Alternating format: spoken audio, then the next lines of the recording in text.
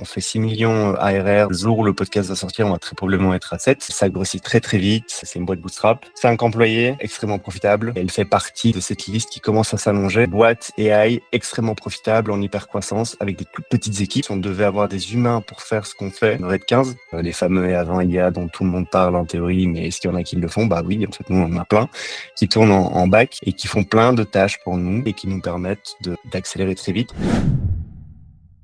Alors juste avant de commencer le podcast, si vous voulez être la personne la mieux informée de la pièce en business et tech, on a une newsletter totalement gratuite qui vous envoie en 3 minutes par jour les 5 actus que vous devez absolument connaître pour avoir un coup d'avance et prendre les meilleures décisions. C'est moi personnellement qui la rédige tous les jours. Il y a plus de 10 000 entrepreneurs, CEO, cadres sup et futurs décideurs qui la lisent tous les jours. Voilà, vous allez adorer, c'est gratuit encore une fois. C'est le premier lien dans la description. Jedi, c'est un... Alors déjà, c'est Jedi, on est d'accord, c'est pas Jedi. Exactement. Ok, Ouais. parce que j'ai fait du coup my bad pour un coup, mais c'est un plaisir de t'accueillir aujourd'hui. On est hyper content de t'avoir pour plusieurs raisons. Bon, déjà, la première, c'est que ton nom est revenu plein de fois dans mon feed LinkedIn en tant que l'un des mecs qui gérait la grosse, ou alors le mec qui gérait la grosse, je ne sais pas encore, de Arcade. C'est une boîte française, ou du moins fondée par des Français, qui est passée de 0 à plus de 6 millions d'ARR, en appliquant le playbook des boîtes IA aujourd'hui qui sont en hyper croissance. Donc,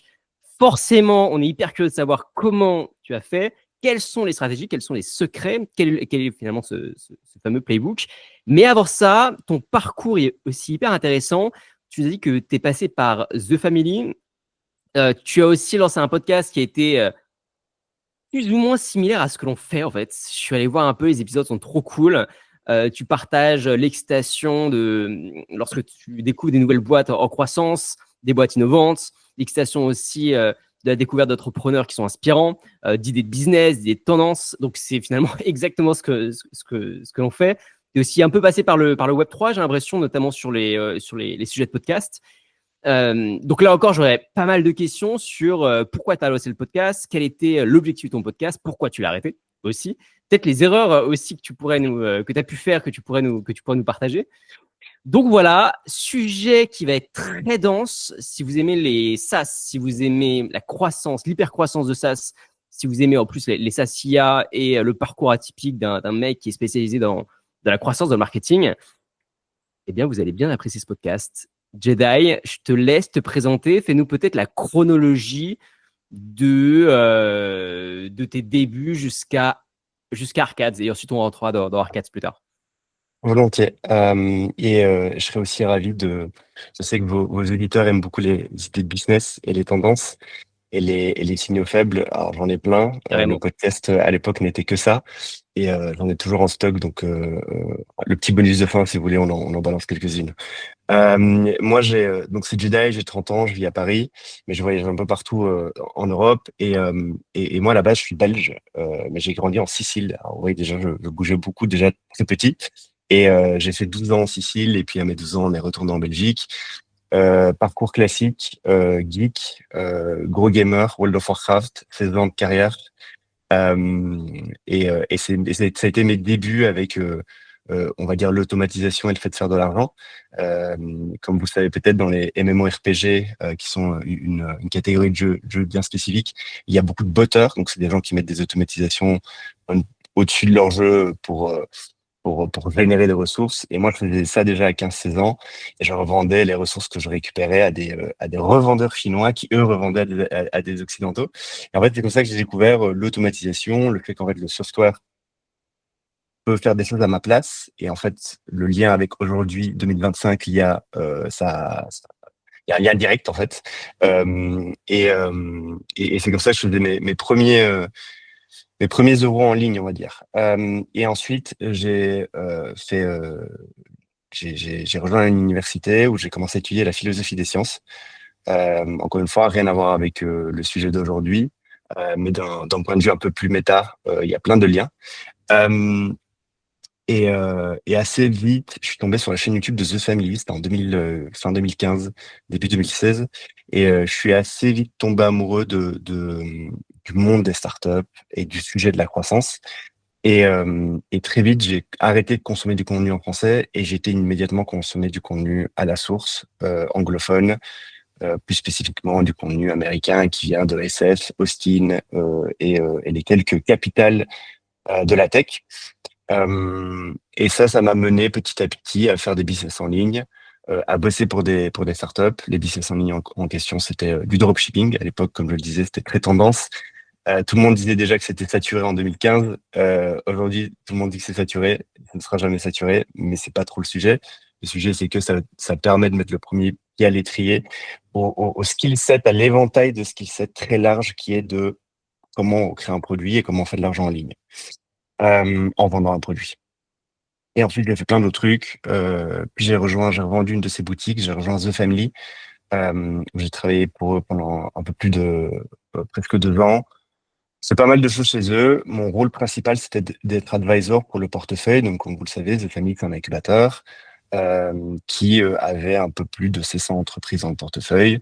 De ces précis de la série A, elles avaient toutes les mêmes problèmes, des problèmes HR, des problèmes produits, des problèmes de financement et des problèmes de croissance. Et donc, mon rôle, c'était de faire des office hours toute la journée, donc du consulting toute la journée avec nos boîtes pour les aider sur toute la stack de croissance.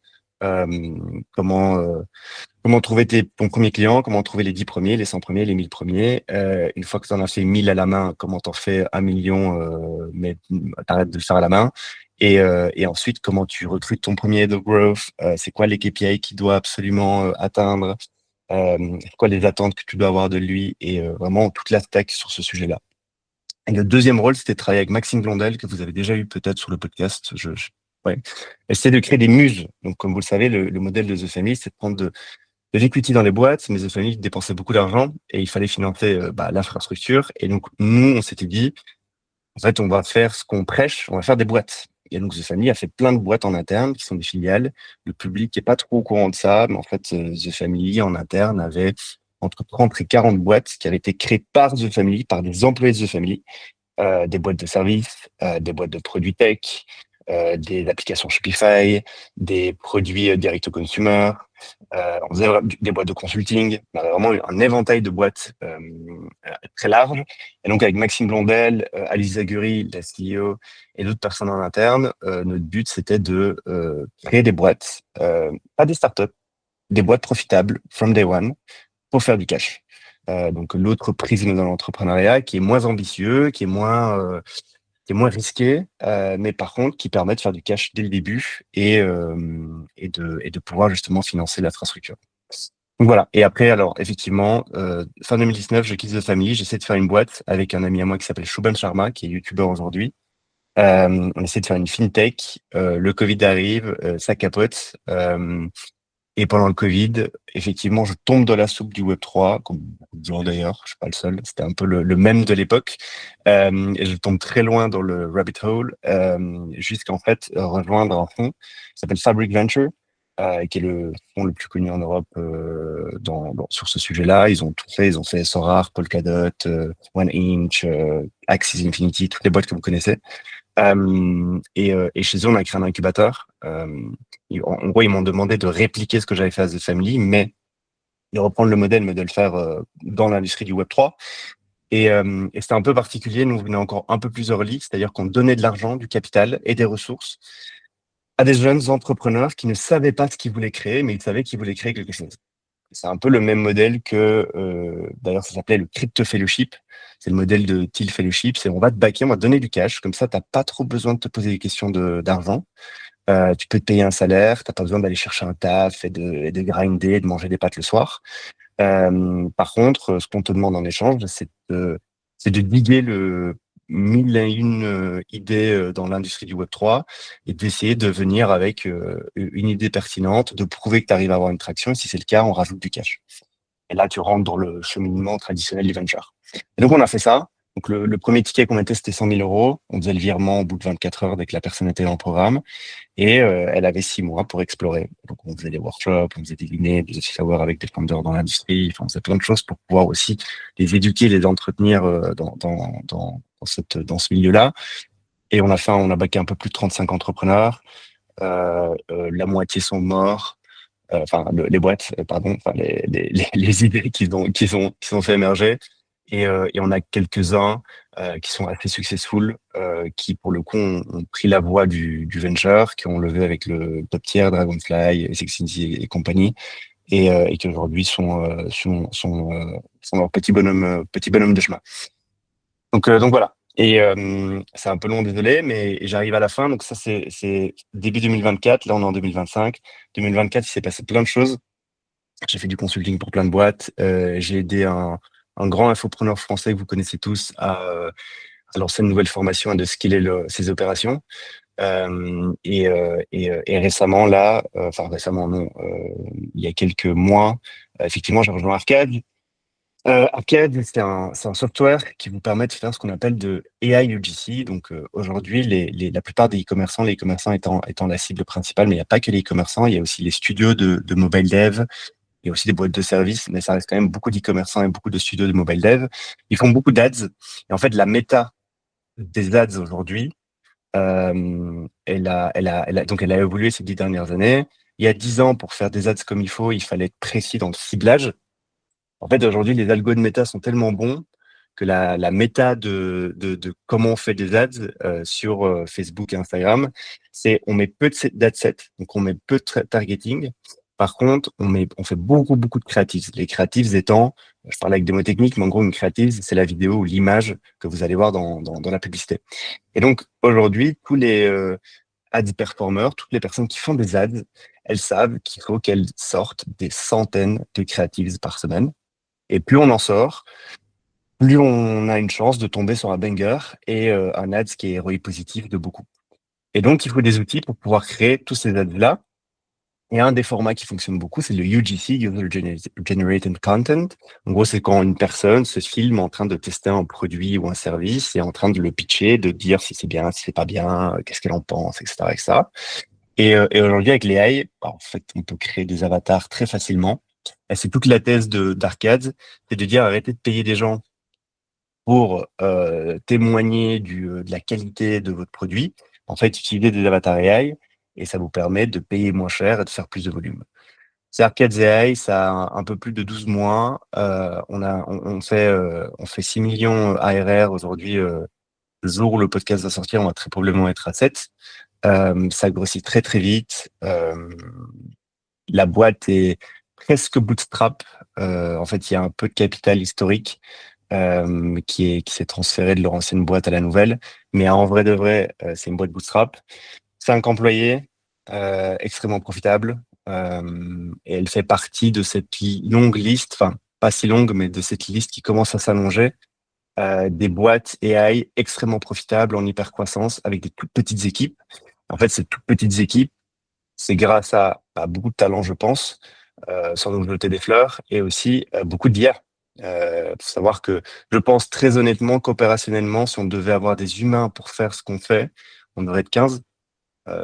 Et en fait, on n'est que 5. Parce qu'en fait, on a des agents, les fameux agents IA dont tout le monde parle en théorie, mais est-ce qu'il y en a qui le font? Bah oui, en fait, nous, on en a plein qui tournent en bac et qui font plein de tâches pour nous et qui nous mâchent beaucoup de travail et qui nous permettent d'accélérer très vite, tout en ayant un bon produit, évidemment, parce que la distrib, c'est clé, mais si tu as un produit tout naze, ça va être compliqué. Donc voilà, c'était un peu long, mais au moins, vous avez tout le spectre. Et, et je pense qu'on a plein de références communes avec vous deux. Je pense qu'on va pouvoir parler de plein de choses et ravi de répondre à toutes vos questions. Il y a eu tellement d'éléments, c'est dur de choisir, donc je te propose de ne pas choisir. Le seul élément que tu n'as pas indiqué, c'est le podcast, ou est-ce que tu le situes dans la chronologie, le lancement du podcast? 2020, un copain qui s'appelle François, se lit-on sur Twitter. On est des Twitter boys, donc vous n'allez pas trop nous trouver sur LinkedIn. Enfin, si on est sur LinkedIn, on répond pas trop, plutôt Twitter. J'ai un billet sur l'importance d'être à la source de l'information. Et pour moi, Twitter, c'est quand même c'est la base de la base. Et en gros, on faisait, en fait, on est un peu comme vous, c'est-à-dire on consomme beaucoup de choses, on expérimente aussi beaucoup de choses, et en fait, on voit très vite des signaux faibles, des choses qui commencent à devenir tendance, des industries, des marchés, des angles d'attaque sur certains marchés, des opportunités d'investissement. Et en fait, on en parlait assez naturellement. Moi, je suis quelqu'un je sais qu'il y a certains de vos auditeurs qui me connaissent personnellement. Je suis quelqu'un qui peut faire un monologue pendant 3 heures sur un sujet et à chaque fois faire découvrir quelque chose de nouveau à quelque chose d'autre. Et en fait, on le faisait avec François naturellement. On s'est dit pourquoi on n'allumerait pas la caméra et juste se filmer et parler. Donc à la base, c'était juste des conversations hebdomadaires qu'on avait de base, mais on va les filmer, on va les partager, on va voir si ça intéresse les gens. Si ça les intéresse pas, bah c'est que on a trop d'ego et peut-être qu'en fait ce qu'on dit c'est de la merde et ça nous intéresse que nous deux, donc on va arrêter. En fait, ça a plutôt bien pris. On a fait un peu plus de 80 épisodes. Je crois que les 10 derniers sont privés parce qu'il y avait une communauté après. Enfin, on a essayé de monétiser avec une communauté.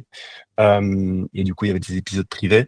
1 heure, 2 heures de podcast toutes les semaines. On balance de façon très brute beaucoup d'informations. Et si les gens arrivent à nous suivre, tant mieux. Et c'était très chouette. Pourquoi on a arrêté? Parce que c'est, je pense, que la question que tu te poses. On a arrêté pour plusieurs raisons. La première, parce que ça grossissait lentement. Comme vous le savez, quand vous n'avez pas des guests, en fait, la seule distrib, c'est vous. Quand vous avez des guests, ce qui est cool, c'est que vous pouvez piggyback, vous pouvez capturer un peu l'audience de votre guest, et ça aide quand même. Donc un podcast où il n'y a pas de guest, c'est compliqué à faire grossir. Faut être très très bon sur les punchlines, sur les shorts, sur le contenu annexe qui permet d'attirer l'attention sur les réseaux et puis de redriver sur le long format. Et en fait, on n'a pas du tout mis d'énergie là-dessus. On aurait pu, mais on l'a pas fait. Et donc ça grossissait lentement. On avait entre 2000 et 3000 auditeurs par épisode, ce qui est quand même bien, hein. Attention, hein, c'est très, très cool, mais c'était pas suffisant pour nous. Et surtout, on commençait tout doucement à en avoir marre d'être des passeurs de plats. C'est comme ça qu'on se autodéfinissait. C'est-à-dire que on était un peu des journalistes en train de mâcher de l'information et de la retransmettre. Mais nous, dans nos vies personnelles, on faisait pas grand-chose. C'était un moment un peu creux. Enfin, c'était le moment du Covid et on faisait pas énormément de choses concrètement. Et on a eu un sentiment qu'il était mieux de repartir au charbon, d'essayer de faire des choses concrètes, d'aller reprendre de l'expérience de terrain, et puis peut-être d'un jour de revenir. Moi, je pense que oui, dans le futur, je referai du contenu, sous un autre format peut-être, mais oui, je repartirai sur la création de contenu parce que j'aime beaucoup ça. Je le fais à l'écrit, beaucoup sur Twitter, un peu sur LinkedIn ces derniers temps, mais surtout beaucoup sur Twitter. Et un jour, je rallumerai la caméra et je repartirai sur du contenu peut-être. Ouais. Super clair. Et si on revient, tu as des questions sur ça, Alex, ou pas? Sinon, je gêne. Non, c'est hyper clair. Moi, j'ai plein de questions après, mais je te laisse, Ouais. commencer. Mais après, j'en ai un paquet. Alors, forcément, le sujet arcade me questionne beaucoup, mais avant ça, tu as dit que tu as rejoint du coup The Family et qu'après Fabric Venture, en gros, tu as recruté pour appliquer le modèle The Family, mais chez eux. C'est quoi exactement ce que tu leur as apporté? Quelle structure, quel process? Bah, donc un incubateur,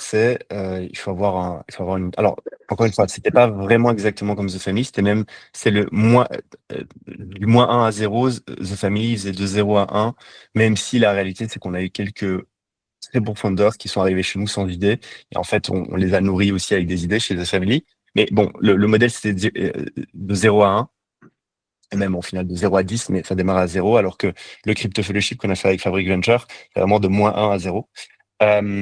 Et en gros, un incubateur, bah, c'est beaucoup de logistique, c'est beaucoup d'opérationnel, c'est comprendre, enfin, pouvoir créer un positionnement qui attire la cible que tu as. C'est une boîte, hein. Ça, c'est la même chose qu'une boîte, c'est littéralement la même chose. Tu as un produit ou un service qui apporte de la valeur. Tu as une cible. Cette cible, il faut la définir clairement. Il faut avoir le bon pitch pour attirer cette cible. Et après, il faut délivrer de cette valeur. Et en contrepartie, t'es payé. T'es payé, c'est quoi? C'est t'as l'equity de la boîte qui réussit et tu fais du cash avec ça. C'est littéralement une boîte de service. Et par contre, il y a plein de subtilités techniques, enfin opérationnelles qu'il faut connaître. C'est comment tu vas trouver des jeunes personnes ambitieuses qui veulent faire une boîte mais qui sont un peu perdues, savent pas exactement ce qu'ils veulent faire. Quelle est la meilleure offre pour les attirer à toi et pas qu'ils aient autre part, parce qu'il y a aussi de l'offre autre part.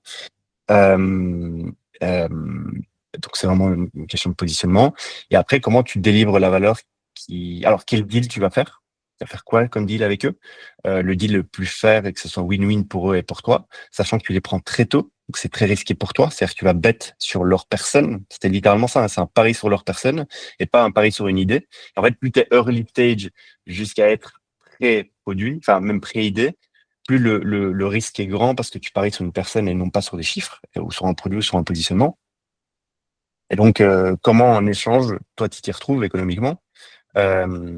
Et ensuite, c'est opérationnellement le programme, comment le construire. C'est quoi un bon programme d'incubation? C'est beaucoup d'office hours, c'est beaucoup de workshops. Comment tu fais pour ne pas faire trop d'informations inutiles, mais plutôt aller straight to the point et faire des workshops qui apportent vraiment de la valeur et qui sont assez spécifiques. Comment on avait des mentors. Les mentors, c'était la plupart des founders un peu connus dans l'industrie du Web3. Comment tu choisis le bon mentor et tu le matches avec la bonne boîte. Comment tu gères les conflits d'intérêts, enfin les conflits entre co-founders, parce que les gens peuvent venir seuls ou avec un associé. Bon, bah, s'il y a des conflits entre associés, comment toi, tu essaies un peu d'être le middleman dans tout ça et le bon conseiller. Tu vois, il y a plein de choses opérationnel que j'ai appris grâce à The Family parce qu'on faisait ça à l'échelle et on était les meilleurs en Europe sur le sujet euh, et que j'ai pu répliquer chez Fabric quoi. Ouais.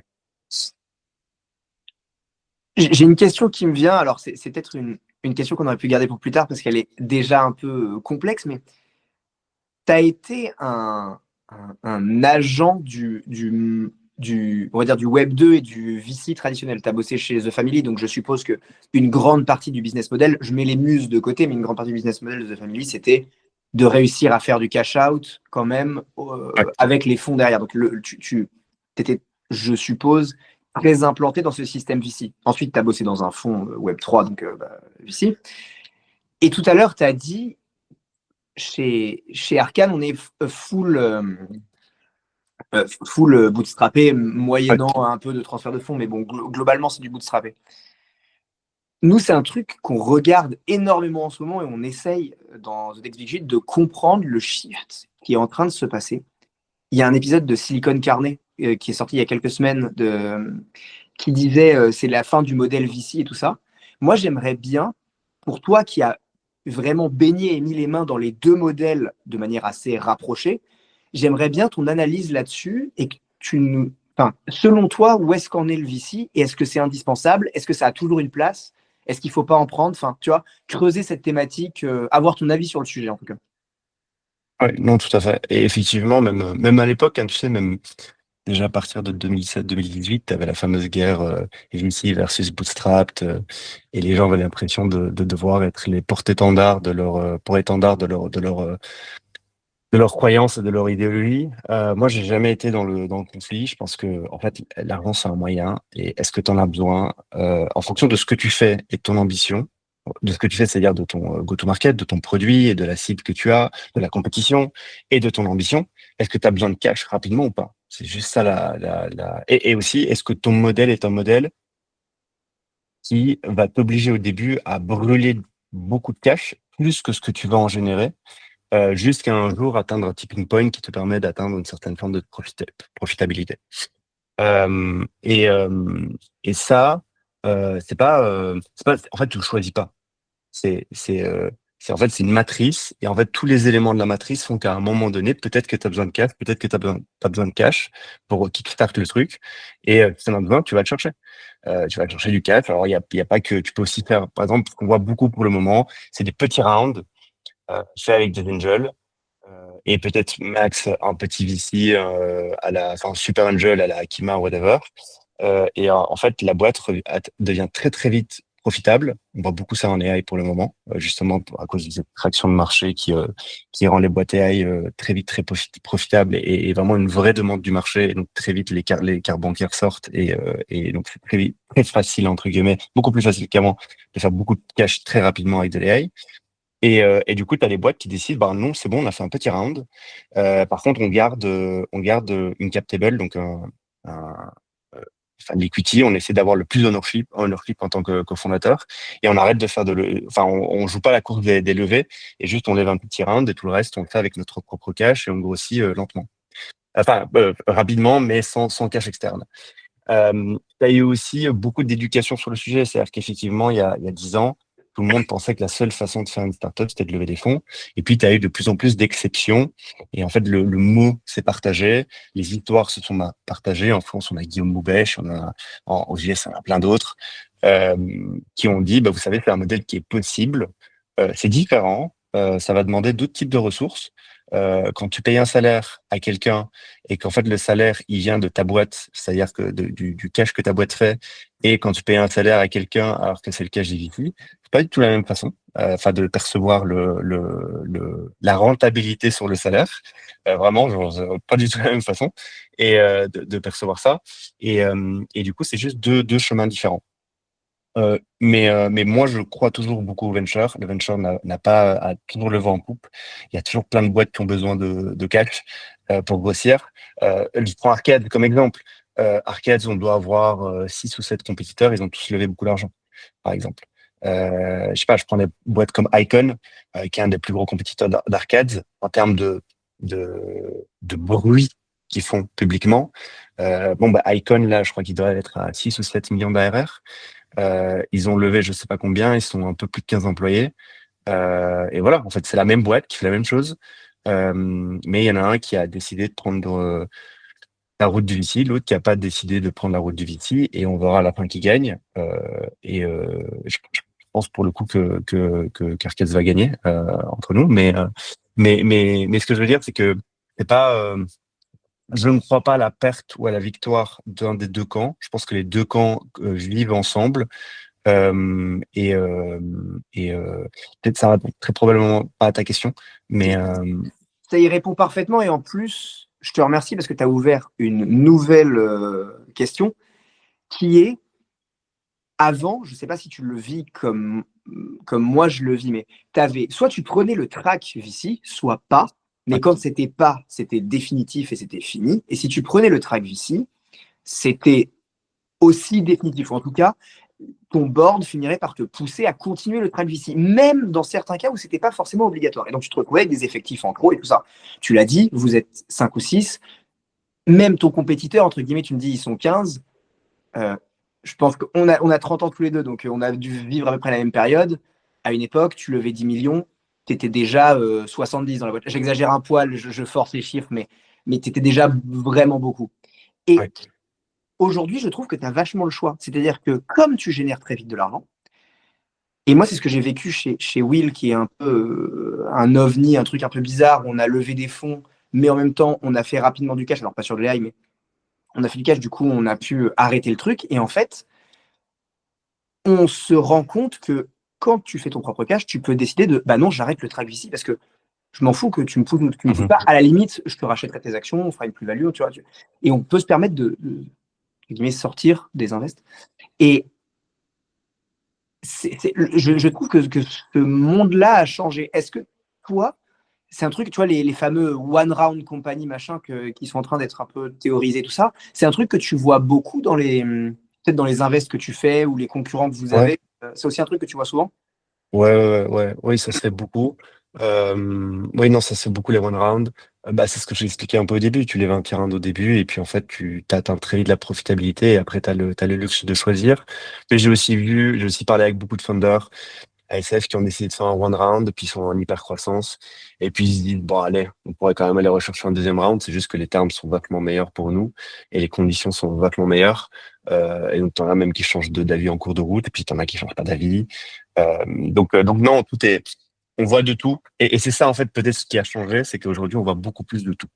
En fait, ouais, entièrement d'accord avec toi. Excuse-moi, je t'ai coupé, mais entièrement d'accord avec toi. Je trouve que ce qui est rafraîchissant dans l'écosystème, et je ne sais pas si tu partages le truc, mais c'est que on a cassé une partie des règles qui étaient vraies, on va dire, de 2018 jusqu'à 2022. J'ai l'impression qu'il y avait un playbook, que le playbook il était obligatoire, et que si tu faisais pas ça, c'était différent, donc on te regardait pas. Et je trouve qu'aujourd'hui, les playbooks s'ouvrent et tout ça, et donc tu as plus de force chez le founder, ce qui est très cool, et tu as plus de créativité dans la manière dont tu vas te financer, la manière dont tu vas monter la boîte, la manière dont tu vas proposer ton innovation au public. Non, tout à fait. Je suis totalement d'accord et ça se constate, ça se voit concrètement, empiriquement. Et, et aussi, il y a aussi que les bootstrap founders aujourd'hui sont un peu plus glorifiés qu'avant. Avant, on leur crachait un peu dessus. Euh, on leur disait, ouais, t'es bootstrap parce que t'as pas réussi à lever, en fait. Ce qui a été vrai à l'époque pour plein de boîtes, hein. Mailchimp et compagnie, oui, ils sont bootstrap, mais en fait, c'est parce qu'il a jamais réussi à lever alors qu'il a toujours voulu lever. Mais storytellingment, c'est toujours bien de dire, je n'ai jamais voulu lever, j'ai tout fait par moi-même, je suis le guerrier, le chevalier blanc. Mais aujourd'hui, par contre, tu as vraiment des gens qui volontairement le font et qui sont glorifiés, tu vois. Récemment, un qui fait beaucoup de bruit, c'est Yacine, je suis pas sûr si c'est ça son nom. C'est le mec de Chatbase, 100% bootstrap, il fait 7 millions ARR en 12 mois. Il est très très vocal sur Twitter et lui il est très admiré aussi. Enfin, par le space SF venture backed, ils disent quand même putain ce petit mec là il est en train de tout casser. C'est un produit IA qui est vraiment très bien. Ils font de l'enterprise en plus, donc ils font de l'enterprise avec une boîte bootstrap, ce qui est rare.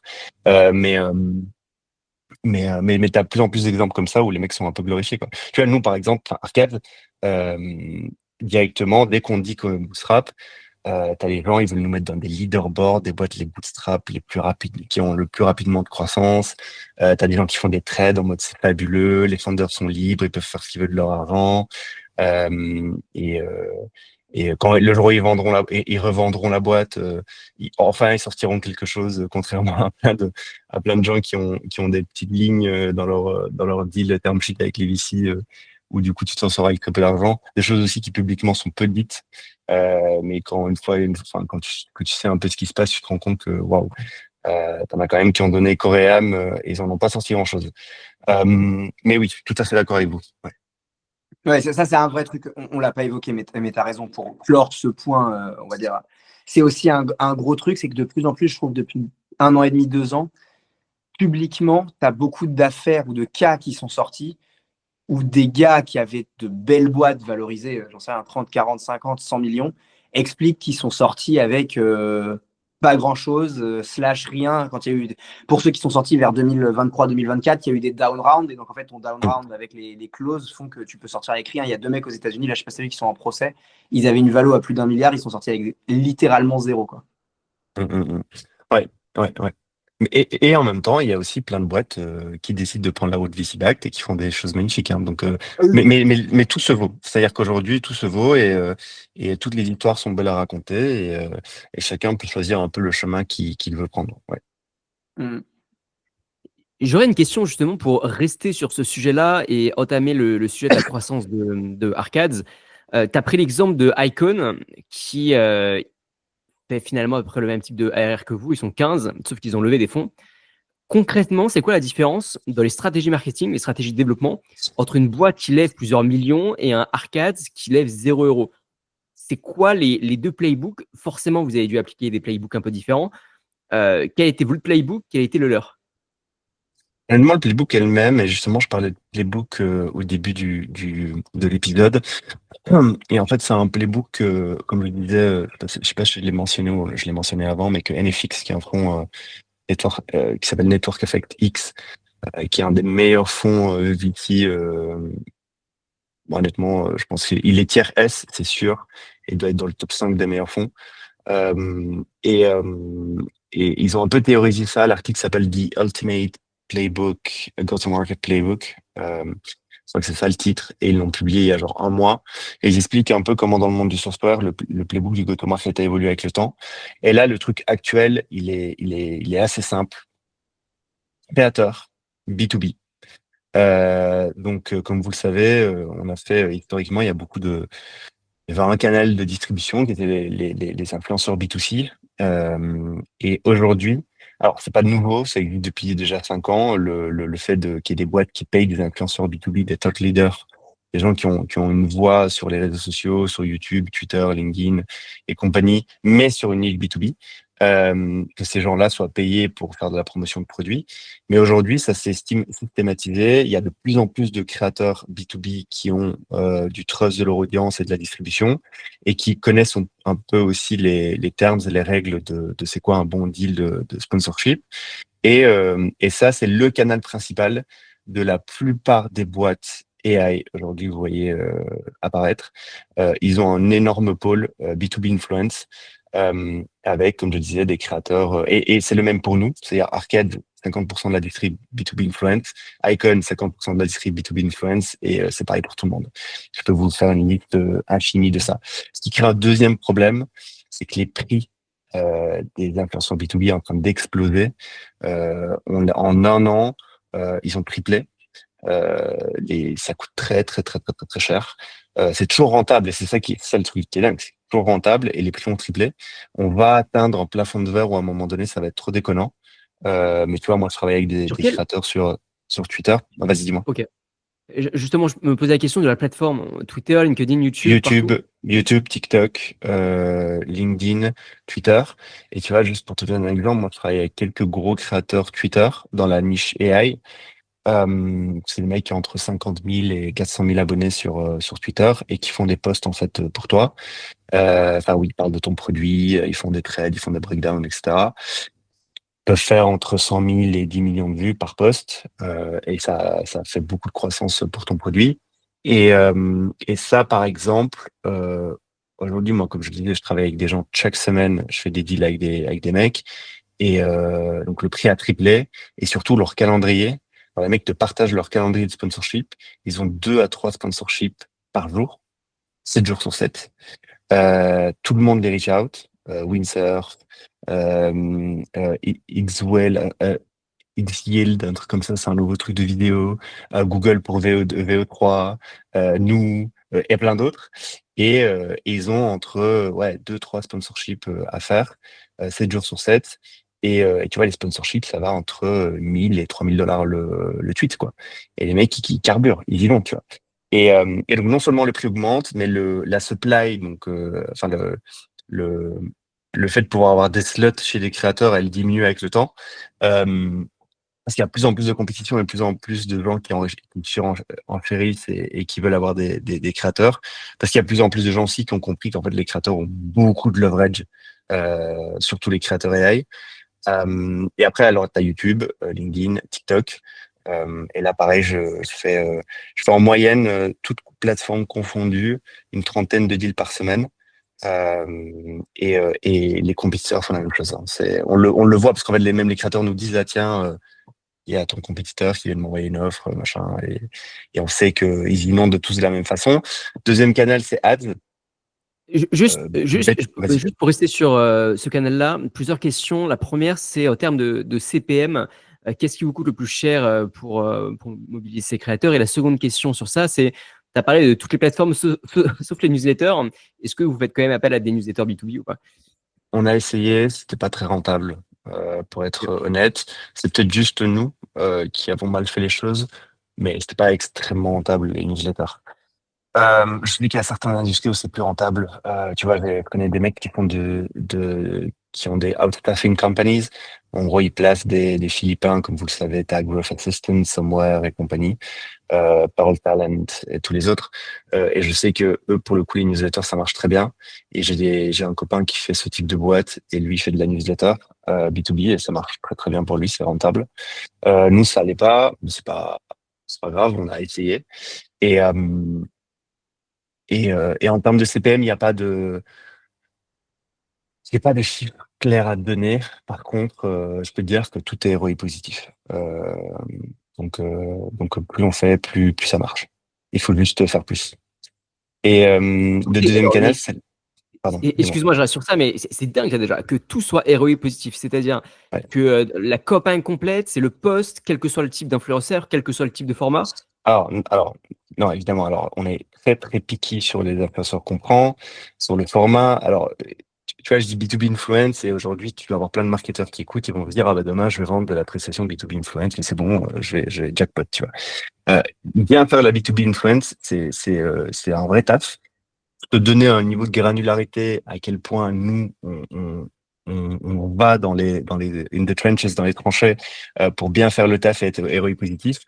J'écris les posts, j'écris les titres des mecs, des youtubeurs par exemple. Parce que les mecs, c'est des brels, ils savent pas faire un titre. Et moi, je sais comment spotter un titre tendance, un outlier dans une autre chaîne YouTube, sur une autre niche qui en fait a boomé, et le reprendre, le recycler pour pour notre niche à nous, pour un créateur spécifique. Et je fais tout ce travail en amont, ce que 90% des youtubeurs ne font pas. Il y a que la crème de la crème des youtubeurs qui font vraiment tout le travail en amont de vraiment analytique, de recherche de comment je vais faire un bon titre, comment je vais faire une bonne thumbnail. Faut savoir que la majorité font pas ce taf-là à ce niveau de précision. Et nous, on le fait pour eux, en fait. Pareil pour les posts et les LinkedIn et Twitter. J'écris les posts pour les créateurs. Parce que j'estime qu'on est meilleur qu'eux sur la copie. Et en fait, j'allais en venir sur mon deuxième canal d'acquisition, qui est la content machine que nous, on fait.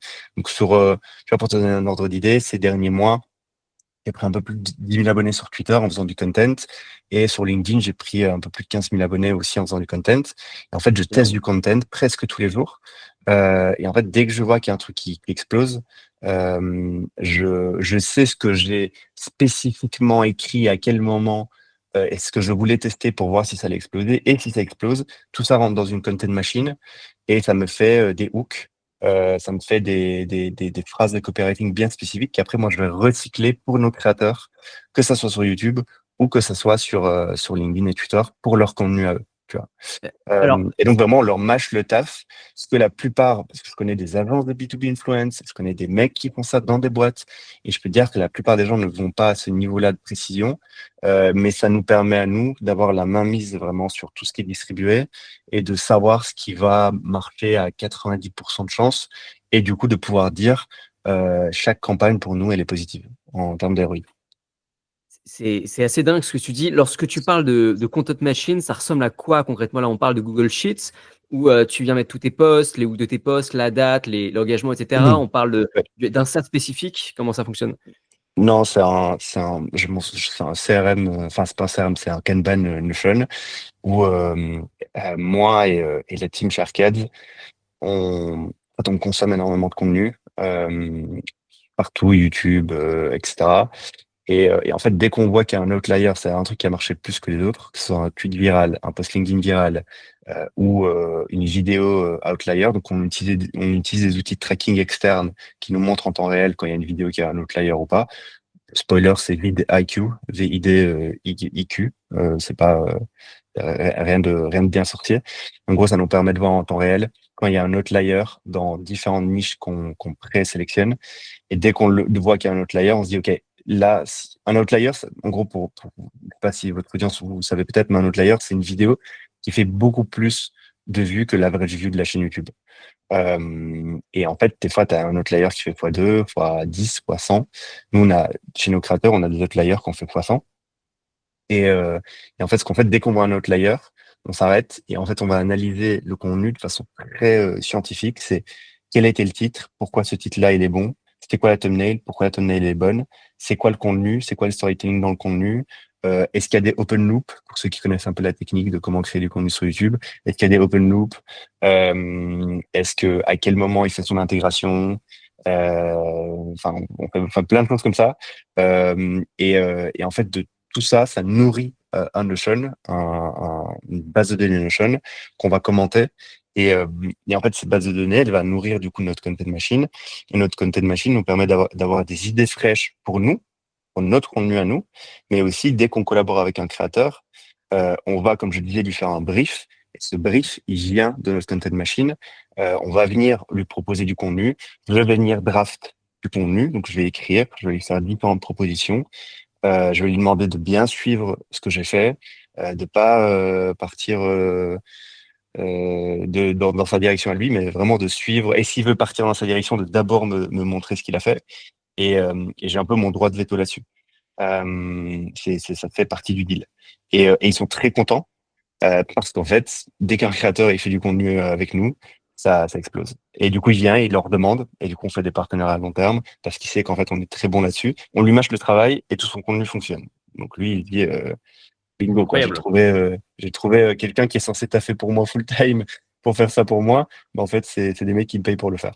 Donc, ouais. Et si on parle là, en termes de chiffres, vous avez, c'est sûr, vous traquez ça, vous avez combien d'impressions par mois sur Arcades? Si on prend d'un côté juste vos posts, plus après votre content machine globale qui englobe aussi les créateurs. Alors, ces 3 derniers mois, en impression Twitter, LinkedIn, tout confondu, on a fait un peu plus de 16 millions de vues. Et sur YouTube, je saurais pas te dire. Je traque pas c'est pas comme ça que je traque. Je traque moi sur un deal qu'on fait. Est-ce que la vidéo du mec est devenue un outlier ou pas? Si c'est devenu un outlier, pour moi, c'est un bon contenu. Et normalement, si c'est un outlier, souvent c'est ROI positif.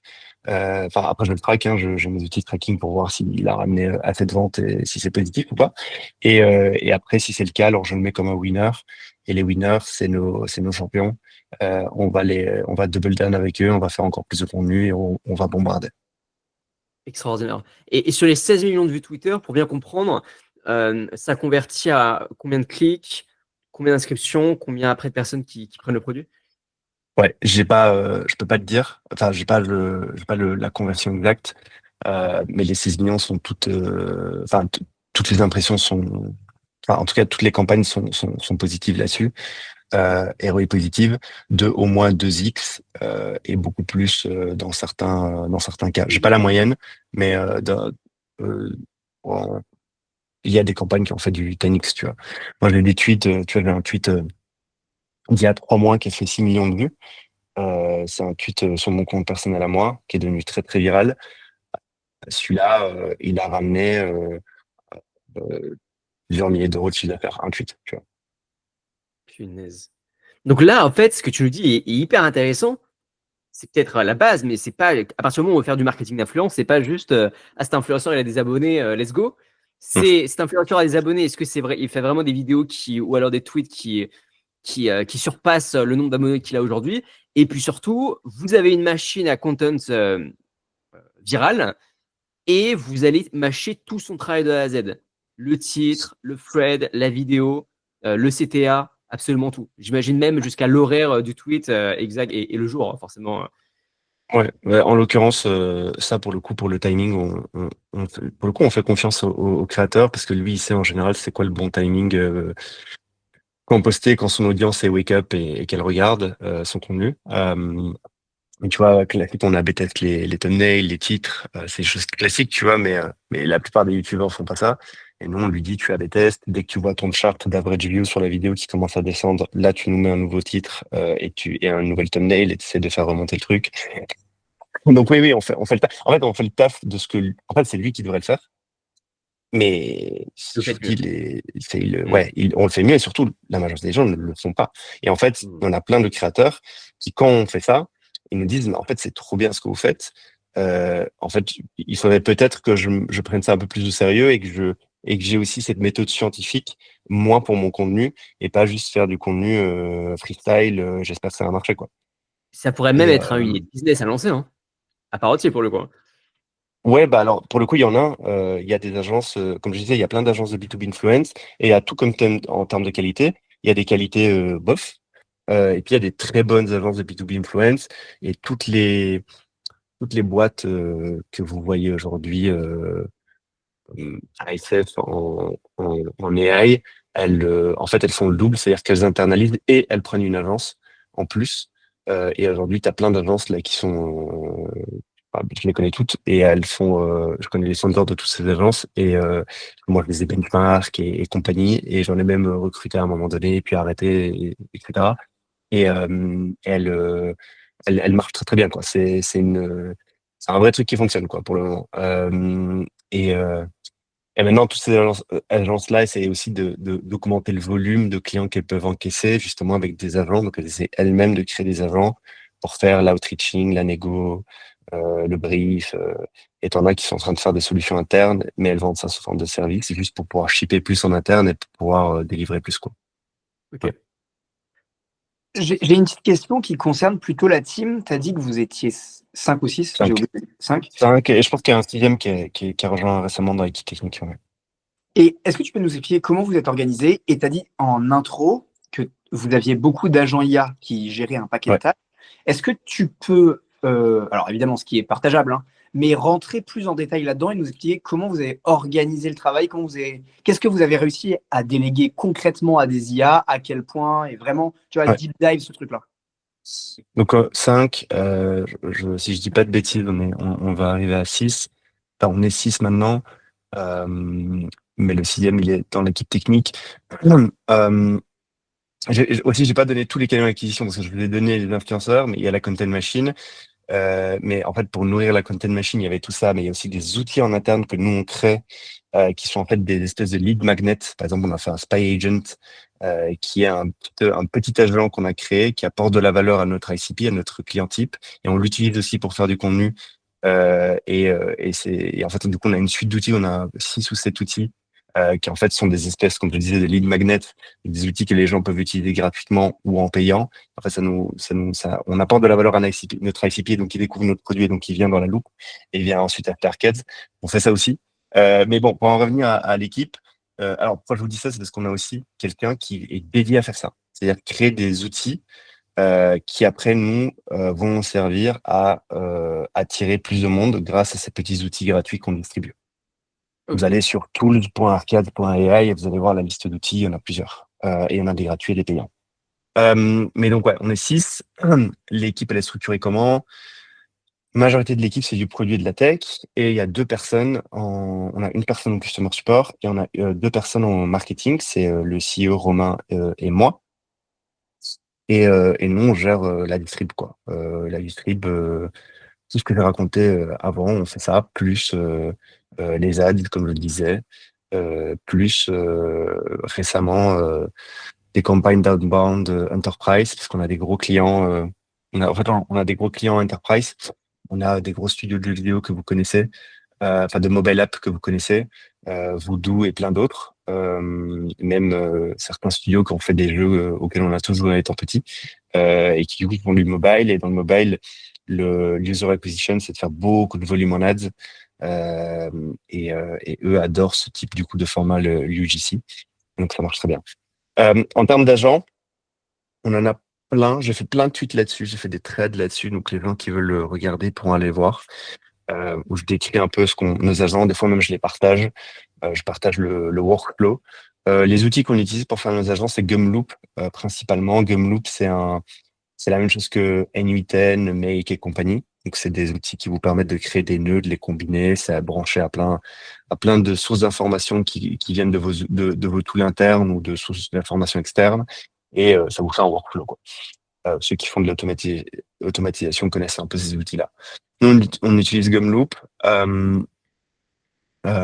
Et en gros, les agents, on en a plein, tu vois, on a des agents de base, par exemple, scanne nos inbox, récupère toutes les invoices des créateurs, parce que du coup, on travaille avec beaucoup de créateurs nous envoient des invoices, bah, ça récupère toutes les invoices, ça upload dans un Google Drive, ça envoie une notif sur Slack à la personne qui s'occupe de l'admin, ça facilite sa vie. On a pour le content, pareil, tu vois, c'est-à-dire qu'on a une base de données qu'on feed, qu'on nourrit avec des hooks de qualité. Donc, moi, je me balade sur Twitter, LinkedIn, YouTube et que je vois le hook YouTube, c'est le titre. C'est ça le hook de YouTube. Le deuxième hook, c'est la thumbnail. Le troisième hook, c'est les 5 premières secondes de la vidéo. Mais le premier, c'est le titre. Et dès qu'on voit des bons hooks, et sur Twitter et LinkedIn, c'est la première phrase, et le média aussi considéré comme un hook. Vous pouvez avoir un tweet qui fait 1 million de vues avec juste la première phrase et le média qui a été vraiment taffé. Et par contre, le reste du tweet n'a rien à voir avec le reste. Je suis témoin et je l'ai fait. Vous allez voir, vous allez scroller mon compte Twitter. Vous allez regarder. Des fois, vous avez la première phrase qui est hyper engageante. En gros, vous arrêtez de scroller parce que vous voyez le truc, vous dites, tiens, mais qu'est-ce qu'il dit ce mec-là, j'ai envie de lire. Vous voyez ensuite le média, vos yeux vont sur le média. Le média a été pensé pour vous faire rester sur le média et de le regarder, même de le re-regarder. Et après, vous ouvrez le tweet, vous lisez le tweet, et ça n'a rien à voir avec le média et la phrase. Et le post, il fait 400 vues. Ça, c'est de façon empirique. Ce qui compte, c'est le hook, première phrase et le média. Et donc, nous, dès qu'on voit des hooks qui fonctionnent beaucoup, là, qui fonctionnent, et on se dit, putain, ça, c'est un banger, on va le faire. On bookmark, ça rentre dans une base de données Notion, ça nourrit un agent Gumloop, et en fait, ça va nourrir un flow Gumloop qu'on a fait, où on a prompté en lui disant, on va te donner des centaines de bons hooks. Dès que je te donne des mots-clés d'un nouveau sujet, utilise toute la base de données de hooks et tu me réécris des nouveaux hooks en suivant la même structure, mais en parlant du sujet des mots-clés que je viens de te donner. Et ça, c'est un agent comme nous qui fait ça. Ce qui fait que nous, on peut avoir aussi plein de nouveaux, de fresh hooks sur de nouveaux sujets, mais qui ont été tous inspirés de notre base de données qu'on a nourri grâce au fait qu'on bookmark dès qu'on voit quelque chose passer sur les réseaux. Ça, c'est un agent qui fait ça, marche très bien. C'est 4-5 nœuds sur Gumloop. C'est une base de données. C'est du prompting ChatGPT. Et ensuite, c'est un résultat, quoi. On a des agents qui, par exemple, donc c'est notre Spy Agent. Maintenant, on le vend même cet agent. C'est assez simple. Tu rentres le nom de tes compétiteurs. Tu rentres l'URL de ton site web. Donc, imaginons tu vends des Pampers écologiques en bambou, enfin en fibre de bambou. D'ailleurs, fibre de bambou très tendance pour le moment pour les vêtements, surtout pour les bébés parce que c'est hypoallergénique et enfin c'est pas d'allergie, etc. Bon voilà, je vous dis ça comme ça si vous voulez aller creuser ça. Mais voilà, je fais des Pampers, donc je mets l'URL de mon site. Derrière, je rentre 5 compétiteurs. L'agent, il va aller regarder le Facebook Ad Library des compétiteurs. Il va choper les vidéos. Il va transcript les vidéos. Donc, il va sortir la copie, donc le script, littéralement. Et ensuite, nous, on va le prompter en lui disant, utilise le contenu qu'il y a sur l'URL du site web de mon produit et réécris le script basé sur la structure de mes concurrents. Et ensuite, on envoie le script final sur Slack. Et donc là, on le vend. Ça s'appelle notre Spy Agent, mais on l'utilise nous aussi. Et donc, nos clients, tous les jours, ils ont des dizaines de nouveaux scripts pour leur publicité Facebook dont la structure provient de leurs concurrents. Par contre, le contenu provient de leurs produits à eux. Et ça, c'est un agent, par exemple. Comme ça, on en a plein. Jedi, pousse. Tu n'imagines pas à quel point tout ce que tu me dis me hype à un niveau. Et Alex, je me répète là depuis le début à quel point on est lent et à quel point on n'utilise pas tout ça. Je trouve ça fascinant. Tu m'as dit par message que tu n'avais peut-être pas forcément beaucoup de temps aujourd'hui, si je dis pas trop de bêtises, à part si tu as plus de temps, mais ouais, j'ai 15 minutes là, mais okay. On peut encore. Et si vous voulez refaire quelque chose, avec plaisir plus tard. On va continuer, mais c'est sûr et certain qu'on va te réinviter parce que j'ai l'impression qu'à chaque question, à chaque phrase, il y a une petite pépite et j'ai envie de creuser chaque chose. Donc, pardon, je te laisse continuer, mais c'est non, mais je voulais donner 3 exemples. Donc, le petit agent admin, c'est con, hein, mais récupérer les factures, l'envoyer dans un drive, envoyer une notif à la personne qui est en charge avec les informations et lui dire il faut payer maintenant. Ça fait gagner une demi-heure par jour à la personne et à la fin de la journée, à la fin du mois, ça fait gagner du temps. Le Spy Agent, pareil, ça c'est un banger et c'est tellement un banger qu'en fait on en a fait un produit. Donc, je pourrais vous l'envoyer si vous voulez. Vous allez sur tools.arcas.ai et vous allez voir Spy Agent, vous cliquez dessus, vous arrivez sur une landing page qui décrit un peu le produit. Et après notre hook generator, comme on l'appelle, marche très très bien. Et ça, on l'utilise vraiment. L'importance du hook generator, c'est vraiment de le feed avec des bons hooks. Donc là, c'est là que pour avoir un œil, il faut savoir c'est quoi un bon hook. Et moi, personnellement, je sais ce qu'est un bon hook. Romain le sait aussi. Je pense que tu mets n'importe qui un peu moyen, il pourrait pas feed il pourrait pas nourrir la base de données aussi bien que nous on le fait. Et du coup, ces résultats forcément vont être moyens. Et ça, parce qu'aujourd'hui, en fait, l'IA sur la copie, je sais que ça fait des années qu'il y a plein de trucs qui sont faits sur la copie, sur la création de textes, plus spécifiquement en copywriting, donc ça veut dire l'art d'écrire pour vendre. Et en fait, les gens pensent qu'ils vont juste demander un truc à ChatGPT, ça va leur sortir une super copie.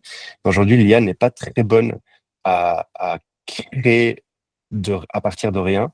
Par contre, elle est très très bonne à créer si vous la nourrissez avec des exemples excellent. Et là, pour le coup, ça peut vraiment être une content machine, à proprement parler, qui est assez monstrueuse.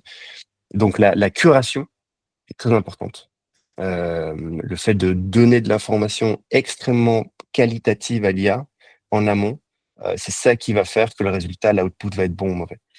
Et ça, c'est réplicable dans tous les corps de métier, d'ailleurs. Donc voilà. Et puis, on en a d'autres. Je pense que je vais pas avoir le temps de tous les énumérer, mais on en a plein d'autres. Des petits trucs qui nous font gagner quelques heures par mois. Et puis, il y en a d'autres qui carrément font le job d'une personne, quoi. Tu vois, le spy agent, par exemple, nous, on le vend, comme je le disais, on a des clients qui l'ont pris, ils ont pu passer des gens en interne à mi-temps sur cette tâche-là et leur faire autre chose, parce qu'en fait, le spy agent vient créer de la copie tous les jours pour leur ad, et avant, il y avait une personne qui était dédiée à trouver des idées de contenu, euh, faire de la copie, et alors là, avec notre spy agent, ça se fait automatiquement, quoi. Donc, et le fait de regarder les compétiteurs, c'est quelque chose qui se fait souvent dans les ads.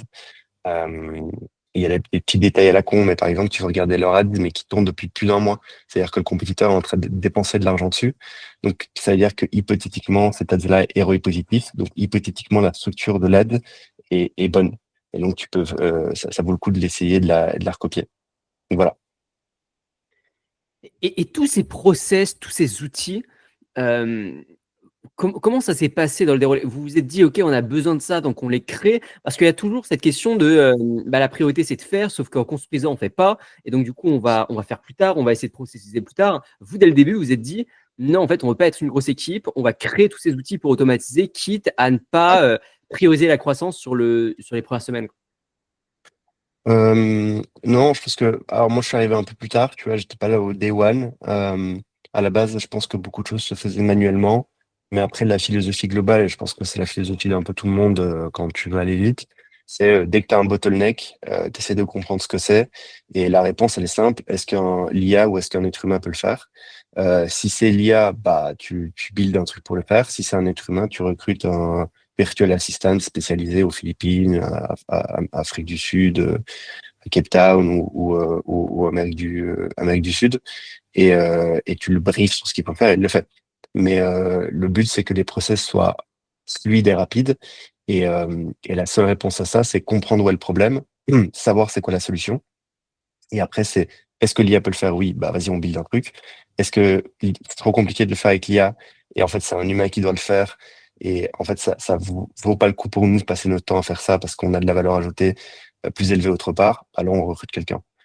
Euh, et là, actuellement, en fait, tout ça est fait par de l'IA parce que tous les petits bottlenecks et les petites automatisations et les petits workflows que je t'ai donnés peuvent être faits par de l'IA aujourd'hui.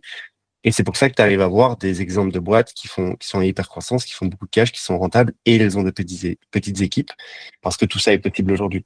Et Nuiten, qui est un outil que vous connaissez, qui est en fait un similaire de Gumloop, euh, eux, pour le coup, pareil, il y a moyen de faire des super workflows, mais tu vois, N8N, il y a 2 ans, c'était pas au même niveau qu'aujourd'hui. Par contre, le niveau aujourd'hui d'N8N te permet vraiment de faire des vrais dingueries, quoi. Te permet de remplacer des workflows entiers, et c'est pas si compliqué à créer, parce que, en fait, typiquement sur Gumloop, tu as leur Gum AI Helper. En fait, si tu es bloqué dans ton flow, tu demandes à leur AI Helper, est-ce que tu peux me créer le flow? Et le AI Helper va créer le flow pour toi. Euh, et il le fait plutôt bien. Et j'espère que les autres vont s'inspirer, que N8N, je sais pas si N8N le fait, mais j'espère que les autres vont s'inspirer de ça. Parce que en fait, la création de flow est vraiment de plus en plus facile. Mais tu vois, cette feature-là, ils l'ont sorti il y a 6 mois. Avant ça, fallait le faire à la mano. Si t'es bloqué, fallait contacter le support. Effectivement, tu pouvais y passer une journée. Et là, tu perdais du temps. Tu disais, est-ce que le ROI, il est positif alors que j'ai perdu une journée? Aujourd'hui, créer un flow, ça prend quelques minutes, quoi. Ouais. Avant peut-être qu'on termine, parce que tu nous l'as promis en début d'épisode, et comme on a dit, on te réinvitera, mais tu nous as dit que tu avais encore quelques idées, quelques signaux faibles, quelques trucs qui vont arriver dans les prochaines semaines, les prochains mois. On finit toujours en règle générale les épisodes par ça. D'après toi, c'est quoi ton idée ou tes 2 grosses idées qui vont faire bouger le marché dans les prochains mois? Je ne sais pas ce qui va faire bouger le marché dans les prochains mois, je dois être très honnête. J'ai pas cette clairvoyance et je suis pas Nostradamus. Par contre, régulièrement, je vois des opportunités qui sont pas saisies ou qui sont mal saisies ou qui sont saisies, mais par contre, le marché est tellement grand qu'il y a de la place pour plein de gens pour les saisir. Euh, alors là, j'avais noté plein de petits trucs là que j'avais en tête. Et il y en a des spécifiques, des moins spécifiques, mais par exemple, je crois beaucoup aux agents B2C. Aujourd'hui, on voit beaucoup de AI agent pour, je sais pas moi, pour réceptionniste. Ça, c'est la tendance. Enfin, c'est en gros tous les mecs qui font des AI agents, qui vont taper là où le coût humain il est trop élevé et le besoin humain n'est pas si critique. Donc, AI agent for réceptionniste d'hôtel, AI agent for customer support dans le banking, AI agent pour toutes ces choses-là, réceptionnistes pour les boîtes pharmaceutiques, pour les cabinets de dentistes, par exemple. Les dentistes, ils sont inondés par des AI agents. En fait, on s'en fout que ça soit une AI ou pas qui réponde. On veut juste des réponses à nos questions. Et on va pouvoir prendre un rendez-vous. Mais par contre, on voit très peu de B2C AI agent. Et moi, j'y crois beaucoup parce qu'en fait, ça ouvre, les agents ouvrent des opportunités de business qui avant étaient impossibles parce que le coût opérationnel de le faire par un humain était trop élevé. Je vais vous donner un exemple. C'est une boîte un des derniers batchs de YC, je sais pas si vous l'avez vu passer, c'est Sunset. C'est fascinant. La boîte est tout de moon. Ils sont une toute petite équipe et en gros, ce qu'ils font, c'est un agent qui recover, donc qui récupère les l'argent des personnes décédentes. Euh, on a tous, malheureusement, la mort, c'est quelque chose qui arrive à tout le monde. Et malheureusement, si papa Jean-Philippe il meurt, il y a deux solutions. Soit il avait dit les assets il avait donné ses assets, enfin la liste de ses assets à son notaire. Soit il nous l'avait dit, ouais, j'ai un compte bancaire dans telle banque, j'ai ça dans telle banque. Donc soit il avait préparé son coup, soit que malheureusement il meurt. Et peut-être qu'il avait un crédit dans une banque en Suisse et en fait, il avait prévenu personne. Si c'est le cas, ce qui arrive, plusieurs milliards de dollars par an sont loqués chez des asset managers de personnes qui sont défuntes et personne n'est au courant. Et donc, si ça arrive, il y a un process. Il faut récupérer, il faut trouver quel était l'asset manager en question qui avait l'asset de papa qui est décédé. Ensuite, il faut le contacter, il faut lui envoyer un acte de décès. Et là, vous pouvez récupérer l'argent de papa. Des milliards sont perdus chaque année parce qu'en fait, si vous n'avez même pas l'information que papa avait un compte en Suisse, en fait, vous n'allez rien pouvoir faire. Si vous n'avez pas de trace, pas d'information, vous n'allez rien pouvoir faire parce que vous n'avez pas l'information. Et c'est pour des trucs à la con. Et enfin, des trucs à la con, c'est-à-dire, papa avait une société au Canada, il avait une voiture en leasing et en fait, il a oublié de dire qu'il avait une voiture en leasing. Et comment on fait pour récupérer le leasing? Et toutes ces choses-là. Et donc, Sunset a créé un agent qui va littéralement spammer tous les asset managers du monde entier avec l'acte de décès en disant le papa, il est décédé, là, voici l'acte de décès. Est-ce que vous avez des assets de cette personne? Elle va demander. Donc, elle va littéralement spammer les services de request de tous les asset managers du monde entier. Si c'est le cas, c'est-à-dire si effectivement au bout de un mois, il y a une banque à Hong Kong qui a reçu un email avec l'acte de décès en disant ah oui non en fait on avait un crédit à son nom de 40 000 dollars. Le Sunset en question crée en fait un compte bancaire. En fait c'est devenu une fintech. Il crée un compte bancaire où il recover cet argent. Il le fait fructifier et il donne en fait un pourcentage du yield à la famille. Ça, c'est une boîte qui a été créée, qui était possible grâce aux agents IA, qui avant n'était pas possible parce que imaginez-vous spammer tous les asset managers du monde entier. Quel travail de merde, Les quelle pauvres asset tâche. managers, hein, qui du coup Mais vont t'imagines, recevoir des. ils vont se faire spammer de ouf. Et donc vraiment, le produit, c'est très drôle, c'est une app. Vous rentrez l'acte de décès de papa. Vous rentrez plein d'informations. Évidemment, plus vous donnez d'informations en mode, papa, en fait, c'était un businessman, il avait une boîte à Hong Kong, mais en fait, il vivait au Canada. Ça aide, tu vois, pour parser et pour savoir ce qu'on va prioriser. Et puis, en temps réel, ça dit, notre argent, il tape. Donc, en fait, ce que ça fait, c'est que ça envoie des milliers d'emails au support de tous les asset managers du monde entier. Et au bout de 7 jours, 14 jours, 15 jours, notification, on a repéré qu'en fait, papa, il avait un compte bancaire à Hong Kong et on vient de faire la request pour recover l'argent.